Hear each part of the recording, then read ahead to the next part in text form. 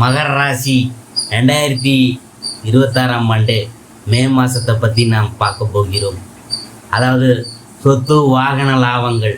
மே 11 அன்று சுகஸ்தான அதிபதி செவ்வாய் தனது சொந்த வீடான மேசராசியில் 4ஆம் வீடு நுழையிறதுனால ரியல் எஸ்டேட் பரிவர்த்தனைகள், புதிய வீடு அல்லது வாகனம் வாங்கிறதுக்கு இது ஒரு சாதகமான நேரம்தான்.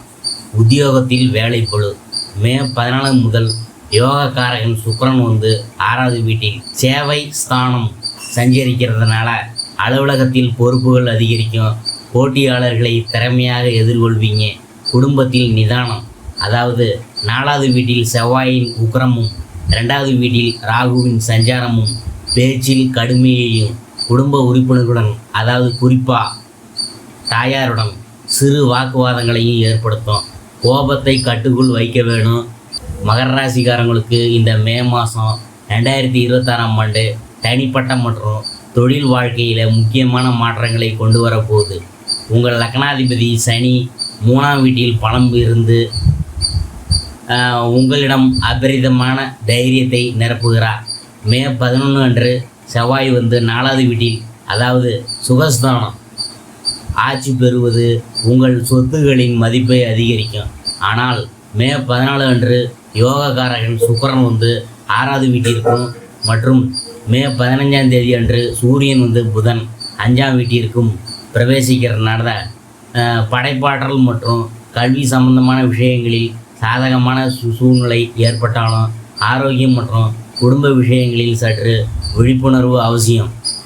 அடுத்தது விறுவிறுப்பான தொழில் மற்றும் உத்தியோகம். உங்கள் ராசிக்கு யோகக்காரகனும் கர்மாதிபதியுமான 10ஆம் அதிபதி சுக்கிரன் மே 14 வரை பஞ்சமஸ்தானத்தில் ஆட்சி பெற்று இருக்கிறதுனால மாதம் முற்பகுதியில் உங்கள் தொழில் வாழ்க்கை மிகவும் ஆக்கப்பூர்வமாகவும் பாராட்டுகளுடன் நகரும். நீங்கள் செய்யும் பணிகளுக்கு மேலதிகாரிகளின் அங்கீகாரம் கிடைக்கும்.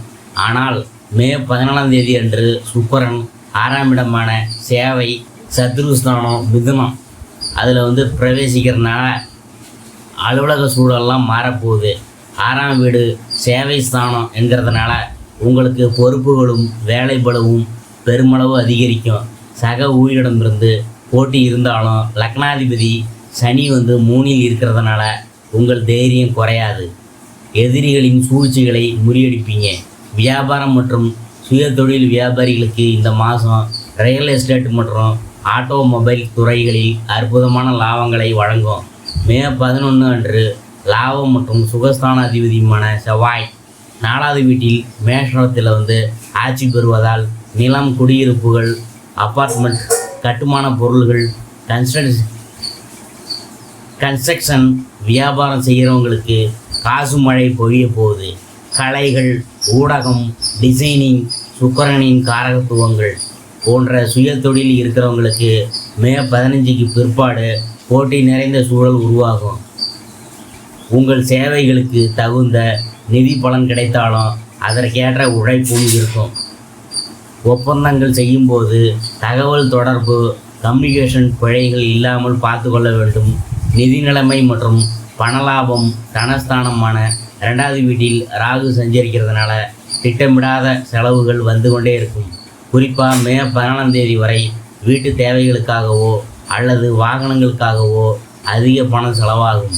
எனினும் மே 11 அன்று செவ்வாய் பலம் பெறுவதால் அசையா சொத்துகள், ரியல் எஸ்டேட் மூலமாக பணலாபம் இருக்கும்.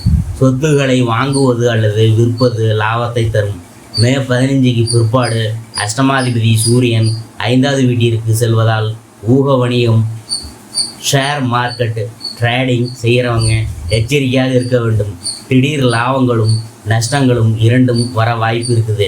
ஆரோக்கியம் மற்றும் நல்வாழ்வு. ஆரோக்கியத்தை பொறுத்தவரை மே 14ஆம் தேதிக்கு பிற்பாடு கவனமாக இருக்கணும். 6ஆம் வீட்டில் ரோகஸ்தானம் மிதுனம். குரு மற்றும் சுக்கிரன் சேர்க்கை ஹார்மோன் ஏற்றத்தாழ்வுகள், சக்கரை நோய், டயபெட்டிஸ் அல்லது ஜீரண கல்லீரல் சம்பந்தமான பிரச்சனைகளை ஏற்படுத்தலாம். இனிப்பு பண்டங்கள் மற்றும் ஜங்கு உணவுகளை தவிர்ப்பது அவசியம். மேலும் 4வது வீட்டில் செவ்வாயின் சஞ்சாரத்தினால நெஞ்செரிச்சல், அசிடிட்டி அல்லது இரத்த அழுத்தம் பிபி அதிகரிக்கும் வாய்ப்பு உள்ளது. லக்னாதிபதி சனி 3ல் பலமாக இருக்கிறதுனால எந்த நோய் வந்தாலும் விரைவில் குணமடைவீங்க. ஆயுளுக்கு எந்த பங்கமும் இல்லை. குடும்பம் மற்றும் தனிப்பட்ட உறவுகள். சுகஸ்தானமான 4ஆம் வீடு மேசராசியில் செவ்வாய் மற்றும் மே 14ஆம் தேதி வரை உச்ச சூரியனின் தாக்கத்தால் வீட்டின் சூழல் சற்று சூடாக இருக்கும். அகங்காரமான வாக்குவாதங்கள், குறிப்பாக தாயாருடன் அல்லது குடும்ப பெரியவங்கள்ட்ட பிணக்குகள் வர வாய்ப்புள்ளது. அவங்களின் ஆரோக்கியத்துக்காக மருத்துவ செலவுகள் ஏற்படலாம். 2ஆம் வீட்டில் ராகு இருக்கிறதுனால உங்கள் பேச்சில் கடுமை இல்லாமல் பார்த்து கொள்ள வேண்டும்.